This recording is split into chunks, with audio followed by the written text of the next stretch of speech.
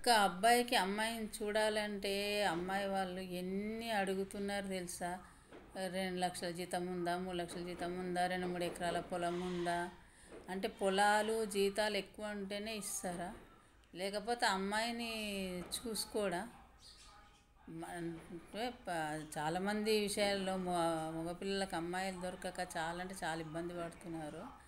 ఆ ఉన్న వాళ్ళు ఏం చేస్తున్నారు, ఎన్నో అమ్మాయిలు ఉంటే వాళ్ళకి ఎన్నో కోరికలు, ఆ అబ్బాయిని అటు బాటం చూస్తున్నారు. అవన్నీ నచ్చిన తర్వాత ఊర్లో పొలాలు ఇండ్లు ఉన్నాక కూడా సిటీలో ఇల్లు ఉందా? సిటీలో ఇల్లు ఉంటేనే ఇస్తాం అంటే అంత డిమాండ్ అవసరం అమ్మాయి వాళ్ళకి. ఇవాళ రేపు ఇంకా మరి అందరూ ఆడపిల్లలే ఉండాలి అంటే మరి మగపిల్లలు ఏడికెళ్ళి రావాలి? ఉన్న మగపిల్లలు ఎటు పోవాలి?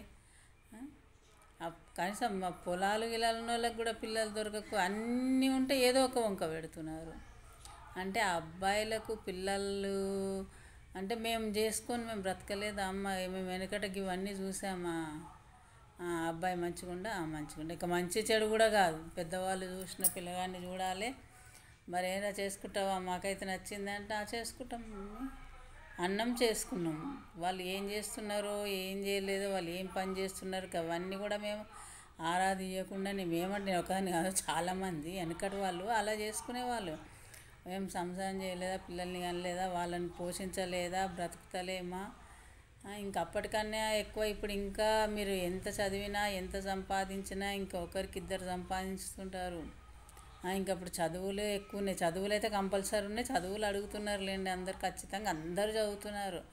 ఉన్నోడు లేనోడు, ఏదో పల్లెటూరోడు సిటీ ఓడు అన్నట్టు చదువుడు కాదు, ప్రతి విలేజ్లో ప్రతి వాళ్ళు చదువుతున్నారు. ఇంకా విలేజ్ వాళ్ళు ఎక్కువ చదువుతున్నారు, వాళ్ళు ఉన్నంత క్లెవరు సిటీ వాళ్ళు కూడా క్లెవర్ లేరు తెలుసా? నేను చూస్తున్నా కదా వీడియోలల్లో, వాళ్ళు ఎంత బాగా చదువుతున్నారంటే ఇప్పుడు మన యూట్యూబ్లలో ఒక్కొక్కరు ఒక రేంజ్లో సంపాదిస్తున్నారు. వాళ్ళు పాటలల్లో, డ్యాన్స్లల్లో, సింగర్గా ఎన్నో రకాలుగా వెళ్ళి వాళ్ళు ఎంతో సంపాదిస్తారు. విలేజ్ వాళ్ళే బెటర్ అనిపిస్తుంది నాకైతే సిటీ వాళ్ళకన్నా. అలాంటిది ఇప్పుడు అట్లా కాదు, వామ్మో చూడాలంటే మాత్రం అబ్బాయిని చూడాలని, అబ్బాయికి అమ్మాయిని చూడాలంటే ఆ ఉన్న అమ్మాయి ఎన్ని కోరికలు కోరుతుందో, అమ్మాయి కోరుతుందో అమ్మాయి వాళ్ళ పేరెంట్స్ కోరుతుండ్రో నాకు తెలియదు కానీ మొత్తం మీద అయితే ఇప్పుడు తల్లిదండ్రుల భయం ఉంటే పిల్లలు ఎందుకు వినరండి చెప్పు? చేసుకోవాలన్నమ్మా, ఏమైంది వాడు తిండి తినరా, వాళ్ళు తింటలేరా, నీకు పెట్టారా తిండి, వాళ్ళు బతకలేరా, నిన్ను బ్రతికించుకోలేరా? అత్తమామలు సపోర్ట్ ఉంటారు నీకు, వీళ్ళందరూ ఉంటారని పిల్లలను నచ్చచెప్పి చేసేంత స్తోమత ఉండదా? ఎంతో కొంత అయితే పని అయితే చేసుకుంటున్నారు కదా, ఏదో ఒకటి అందరు చదువుకున్న వాళ్ళే ఉన్నారు, డిగ్రీలు, బీటెక్లు, ఎంటెక్లు అని.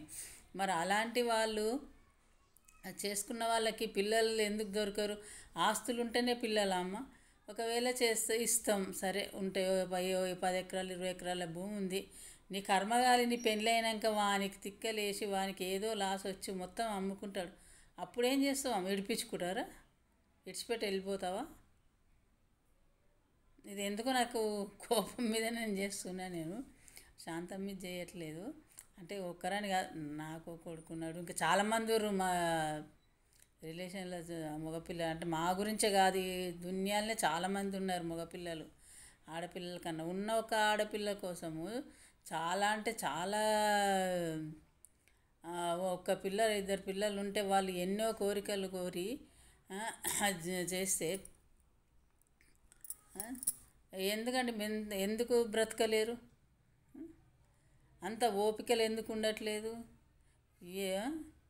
అరే ఊరికే మీరు పెళ్ళి కాగానే ఆ కథ మీకు ఉంటేనే వాళ్ళు కోటీశ్వర్లు అయితేనే వాళ్ళకు పిల్లనిస్తాం, లేకపోతే మేము చేసుకోము, మేము ఇయ్యము అని అంటే మరి ఈ పేదోళ్ళంతా ఎటు పోవాలి చెప్పండి? మరి పోనీ ఆ కోటీశ్వర్లు ఏమన్నా ఇప్పుడు అమెరికాకి ఇస్తున్నారు, వాడేమన్నా ఉంచుతుండా? వాడు ఉంచేటోడు ఉంచుతుండు, చంపేటోడు చంపుతున్నాడు.